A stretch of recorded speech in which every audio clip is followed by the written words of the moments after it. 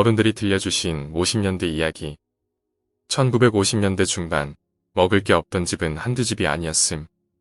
특히 보릿고개라 해서 수확기를 앞둔 소작을 두는 집이나 농사를 많이 짓는 분홍들은 제외하고 그 밑에서 일해 먹고 사는 사람들이나 훈 팔아서 겨우겨우 생계를 잇던 사람들은 8월부터면 하루하루가 고비였음.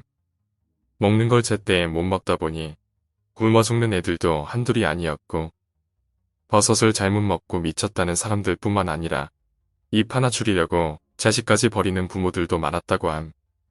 매일 풀죽이나 시래기죽 또는 살에 나는 으름, 상수리, 도토리, 버섯, 산나물 등과 함께 지내셨고 하루 한 끼니 먹는 게 일상이었던 삼촌들에게는 살던 집 가까이에 농이라는 성을 가진 아재가 한 분 계셨는데 팽이도 만들어주고 연이며 눈썰매까지 못 만드는 게 없는 공예가이셨음.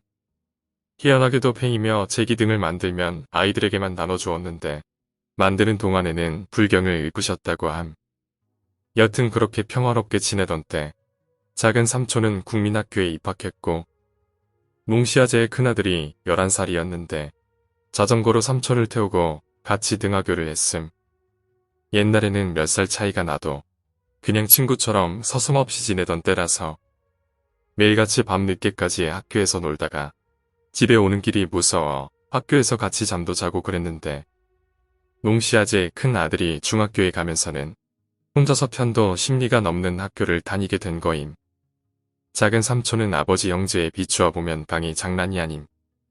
지금도 보면 풍채가 좋아서 산소 가는 길에 같은 차에 타면 엄청 든든함. 하지만 이랬던 삼촌도 그때는 비쩍 마른 송아지 마냥 애달프기 짝이 없던 어린아이였을 뿐. 혼자 학교를 다니게 된 삼촌에게 할머니가 하는 말씀이 농신의 큰머슴 아가랑 같이 안 가지. 일찍 오도록 키워. 그리고 당겨오면 동생들 누가 챙겨야 거죠. 엄에는 나갔다 올란게 차려는 거 먹어. 삼촌은 그날도 학교에서 놀다가 깜깜한 밤이 돼서야 집 생각이 났다고 함. 학교에서 자는 것도 농시아들이랑 같이 있을 때의 이야기. 혼자서 어떻게 학교를 지키겠음.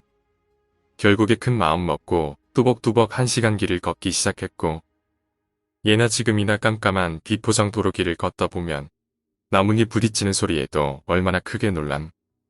지나가는 사람도 인기척도 불빛 한 점 없는 시골에서 해는 저물어 그저 감각으로 집을 가는 수밖에 없었던 시절임.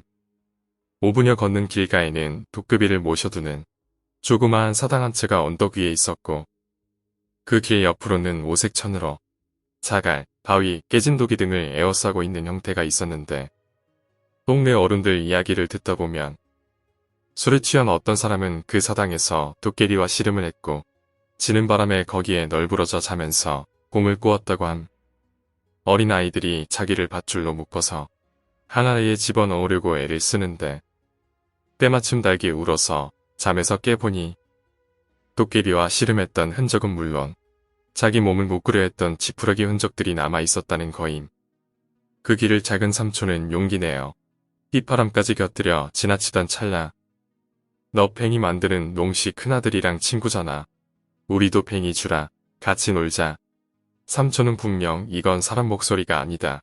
라고 느끼고는 집으로 가는 방향으로 죽을 힘을 다해 뛰어서 한참을 달리고 또 달려서 마을 오기까지 어찌어찌 오긴 했는데 마을 입구에 서 있는 당산나무를 보고 그대로 혼절. 이때부터는 눈을 뜰 때까지의 기억을 하지 못하심. 어찌됐건 편안한 마음에 잠에서 깨어난 삼촌은 집이겠거니 하고 눈을 뜨던 그때 잘 잤어? 어서 놀자. 일어났으면 이제 놀자. 이 뒤로는 정말 아무것도 기억이 안 나셨는데 다음날 학교도 못 갈 정도로 삼촌은 크게 아프셨고 소식을 들은 농시 아저씨가 팽이와 연 제기를 사당에 모셔두고 당산나무 이파리로 삼촌을 때리면서 할머니한테 하신 말씀이 이렇게 해야 죽은 아그들이 안 불쌍한겨. 그래야 떨어져 나가지.